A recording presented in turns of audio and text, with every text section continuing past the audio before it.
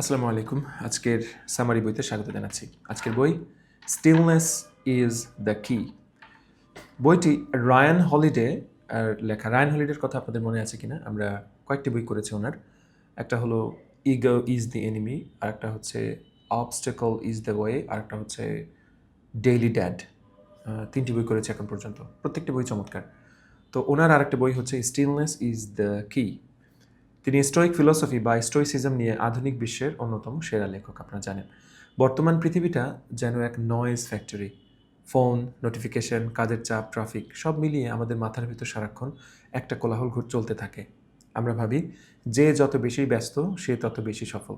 কিন্তু Ryan holiday ইতিহাস ঘেঁটে দেখিয়েছেন বিশ্বের সেরা লিডার, শিল্পী এবং খেলোয়াড়রা তাদের সবচেয়ে বড় সংকটগুলো পার করেছেন ব্যস্ত হয়ে নয়, বরং স্থির হয়ে। ওয়াও। ওকে, তাহলে শুরু করছি আজকের বই। কবে শেষবার আপনি কোনো ফোন, ল্যাপটপ বা কাজ ছাড়া চুপচাপ বসেছিলেন?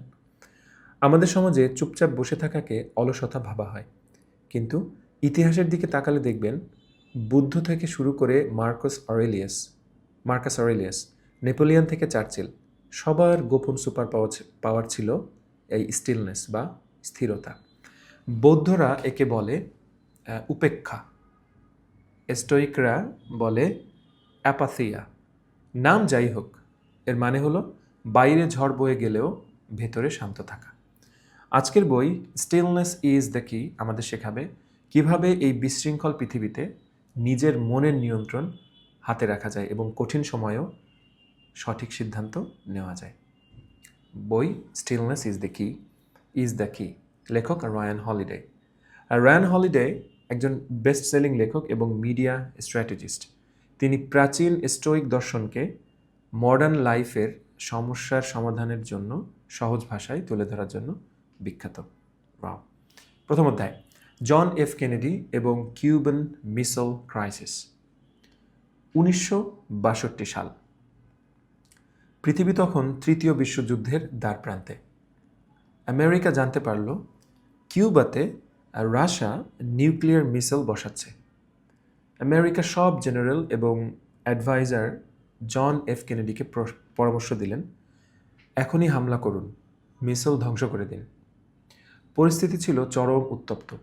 একটি ভুল সিদ্ধান্ত আর কোটি কোটি মানুষ মারা যাবে। কিন্তু কেনেডি কি বললেন? কি করলেন তিনি? তিনি হামলা করলেন না। তিনি তাড়াহুড়ো করে কোনো সিদ্ধান্ত নিলেন না। তিনি হোয়াইট হাউসের সুইমিং পুলে সাঁতার কাটলেন, রোজ গার্ডেনে বা বাগানে একা বসে থাকলেন। তিনি নিজেকে সময় দিলেন। তিনি স্থির হলেন। এই স্থিরতা তাকে পরিষ্কারভাবে চিন্তা করতে সাহায্য করেছিল। তিনি বুঝতে পেরেছিলেন যে রাশিয়াকেও চিন্তা করার সময় দিতে হবে। শেষ পর্যন্ত তিনি আলোচনার মাধ্যমে সমস্যার সমাধান করলেন। পৃথিবী ধ্বংসের হাত থেকে বেঁচে গেল। তাই কঠিন পরিস্থিতিতে আমাদের প্রথম রিফ্লেক্স থাকে রিয়্যাক্ট করা, কিন্তু পাওয়ারফুল লিডাররা রিয়্যাক্ট করেন না, তারা রেসপন্ড করেন। এর জন্য দরকার পজ নেওয়া বা থামতে শেখা। চমৎকার। সরি। দ্বিতীয় অধ্যায়, উপস্থিত থাকার ক্ষমতা, দ্য পাওয়ার অফ প্রেজেন্স। একটু পানি পান করছি।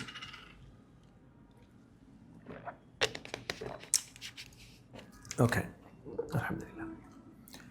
মেরিনা আব্রামোভিচ একজন পারফরমেন্স আর্টিস্ট। 2010 সালে তিনি একটি অদ্ভুত শো করেছিলেন যার নাম দ্য আর্টিস্ট ইজ প্রেজেন্ট। তিনি একটি চেয়ারে চুপচাপ বসেছিলেন টানা 750 ঘন্টা। তার সামনে আরেকটি চেয়ার ছিল যেখানে দর্শকরা এসে বসতে পারত। মেরিনা কিছুই করতেন না, শুধু সামনের মানুষটির চোখের দিকে তাকিয়ে থাকতেন। আশ্চর্যের বিষয় হলো হাজার হাজার মানুষ তার সামনে বসে অঝরে কেঁদেছে। কেন? কারণ আমাদের জীবনে কেউ আমাদের দিকে এভাবে তাকায় না। আমরা যখন কারোর সাথে কথা বলি তখনও আমরা ফোনে ব্যস্ত থাকি বা মনে মনে অন্য চিন্তা করি। আমরা প্রেজেন্ট বা উপস্থিত থাকি না। মেরিনা প্রমাণ করেছেন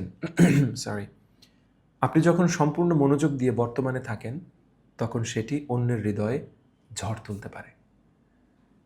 তাই আপনি যেখানে আছেন পুরোপুরি সেখানেই থাকুন। অর্ধেক মনোযোগ দিলে কোনো কাজই সেরা হয় না। চমৎকার কথা। আরও একটা কথা মনে পড়ছে, এটা সেনেকা অথবা মার্কাস অরেলিয়াস বলেছিলেন যে he who is everywhere is nowhere. যে মানুষটা সব জায়গায়, সে মানুষটা কোথাও থাকে না। বুঝতে পেরেছি? আমি আপনার কথা সামনে উপস্থিত আছি, কিন্তু আমার মন পড়ে আছে অন্য কোথাও। তাহলে অন্য যেখানে আমার পড়ে আছে আমি সেখানেও পুরোপুরি উপস্থিত থাকতে পারছি না, আবার আপনার সামনে থেকেও আমি আপনার সামনে থাকতে পারছি না। তাই আমি এখানে থেকেও এখানে নেই, আবার ওখানে থেকেও ওখানে নেই। সেই জন্য বলা হচ্ছে he who is everywhere is nowhere. এটা মাল্টিটাস্কিংয়েরও বিপরীতে যায়। আমরা যখন একসাথে অনেকগুলো কাজ করতে যাই তখন কোনো কিছু ঠিক মতো করা হয় না। যাই হোক, তৃতীয় অধ্যায়, চার্চিল এবং ব্রিক লেইং। উইনস্টন চার্চিল ছিলেন পৃথিবীর এক অন্যতম ব্যস্ত মানুষ। তিনি ব্রিটিশ প্রধানমন্ত্রী ছিলেন, হিটলারের বিরুদ্ধে যুদ্ধ পরিচালনা করছিলেন, আবার বইও লিখেছেন। এত প্রেশার তিনি কিভাবে সামলাতেন? তার সিক্রেট ছিল ইট গাঁথা, ব্রিকলেইং। হ্যাঁ, তিনি তার বাড়িতে রাজমিস্ত্রির মতো ইটের দেয়াল গাঁথতেন এবং ছবি আঁকতেন। তিনি বলতেন, মনকে বিশ্রাম দেওয়ার উপায় হলো শরীরকে ক্লান্ত করা। সিরিয়াসলি? চমৎকার কথা তো। মনকে বিশ্রাম দেওয়ার উপায় হলো শরীরকে ক্লান্ত করা। ও মাই গড, কি দারুণ কথা এটা। মনকে বিশ্রাম দেওয়া মানে মনের বিশ্রাম মানেই শরীরের বিশ্রাম না। মনের বিশ্রাম হলো শরীরের ক্লান্তি। দারুণ, অসাধারণ, অসাধারণ। মনকে বিশ্রাম দেওয়ার উপায় হলো শরীরকে ক্লান্ত করা। ওই যে একটা কথা আছে, যেখানে যার কর্ম সেখানেই তার মুক্তি, তাই না? সো কর্মের মধ্যেই মুক্তি পাওয়া যায়। এটা কোন মুক্তি? ফিজিক্যাল মুক্তি না, মানসিক মুক্তি। চমৎকার, চমৎকার। অলরাইট, তো কথাটা বলেছেন উইনস্টন চার্চিল। ওকে, আমি কথাটা একটু কপি করে রাখলাম। আমরা যখন মেন্টালি এক্সস্টেড হয়ে যাই, মানে ক্লান্ত হয়ে যাই, তখন আমরা টিভি দেখি বা ফোন স্ক্রল করি। এতে ব্রেইন রেস্ট পায় না। ব্রেইনকে রেস্ট দিতে হলে এমন কোনো হবি বা শখ বেছে নিতে হবে যেখানে শরীরের কাজ হয় কিন্তু মনের চাপ কমে। চমৎকার। তাই কাজের চাপ কমাতে হলে কাজ বন্ধ করা সমাধান নয়, বরং এমন কোনো কাজে ডুব দেওয়াই সমাধান যা আপনাকে মেডিটেটিভ শান্তি দেয়, মানে একটা প্রশান্তি, মনের মধ্যে একটা ধ্যান করলে যেরকম প্রশান্তি সেরকম। চতুর্থ অধ্যায়, টাইগার উডস বনাম জোসেফ হেলার। টাইগার উডস গলফ কোর্সে ছিলেন মাস্টার। গলফ একটা খেলা, আপনারা জানেন।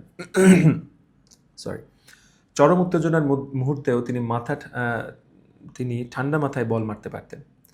কিন্তু তার ব্যক্তিগত জীবন ছিল বিশৃঙ্খল, তার মনের ভিতর শান্তি ছিল না।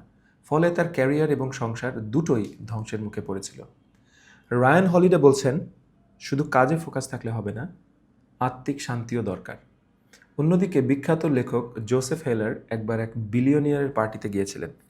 তার বন্ধু তাকে বলল, এই বিলিয়নিয়ার একদিনে যা আয় করে তোমার বই সারা জীবনেও তা আয় করতে পারেনি। জোসেফ হেলার উত্তর দিয়েছিলেন, কিন্তু আমার কাছে এমন একটা জিনিস আছে যা ওর কাছে নেই, তা হলো ইনাফ বা যথেষ্ট হওয়ার অনুভূতি। বুঝতে পেরেছেন? সে বিলিয়নিয়ারকে দেখিয়ে বলতেছে তার বন্ধু যে একদিনে যা আয় করে তুমি সারা জীবন বই বিক্রি করেও সেই টাকা ইনকাম করো না। তখন জোসেফ বলছেন যে কিন্তু আমার কাছে যা আছে তা আমার কাছে নাই, সেটা হলো যথেষ্ট হওয়ার অনুভূতি। মানে আমার যা আছে তা আমার যথেষ্ট, এতে আমার চলবে, আর না হলেও হবে। আই এম হ্যাপি, আলহামদুলিল্লাহ, আমি খুশি, আই এম স্যাটিসফাইড, আমি তৃপ্ত। এই কথা বলার যে সাহস, শক্তি, বিশ্বাস, এটা আমার আছে। ওই বিলিয়নিয়ারের সেটা নাই। সে আরও চায়, আরও চায়, আরও চায়। তাই মূল শিক্ষা হলো, আপনার কত টাকা বা খ্যাতি আছে তা শান্তি আনে না। শান্তি আসে তখন যখন আপনি বলতে পারেন আমার যা আছে তা যথেষ্ট। পঞ্চম অধ্যায়, জার্নালিং এবং নীরবতা। মাথার ভেতর যখন হাজারো চিন্তা ঘোরে তখন স্থির হওয়ার সেরা উপায় কি? 1. জার্নালিং। আনা ফ্র্যাঙ্ক বা সেনেকার মতো প্রতিদিন ডায়েরি লিখুন। আপনার রাগ, ভয় বা দুশ্চিন্তাগুলোকে কাগজে নামিয়ে ফেলুন। দেখবেন মাথা হালকা লাগছে, সিরিয়াসলি। 2. নীরবতা। মিউজিশিয়ান জন কেজ একবার 4 মিনিট 33 সেকেন্ডের একটি মিউজিক কম্পোজ করেছিলেন, যেখানে তিনি কোনো বাদ্যযন্ত্র ব্যবহার করেননি বা বাজানো হয়নি, জাস্ট নীরবতা। তিনি মানুষকে শেখাতে চেয়েছিলেন যে নীরবতারও একটা শব্দ আছে। ওকে, এই দুটি কাজ প্রতিদিন কিছু সময় ফোনের বাইরে কোনো আওয়াজ ছাড়াই কাটান।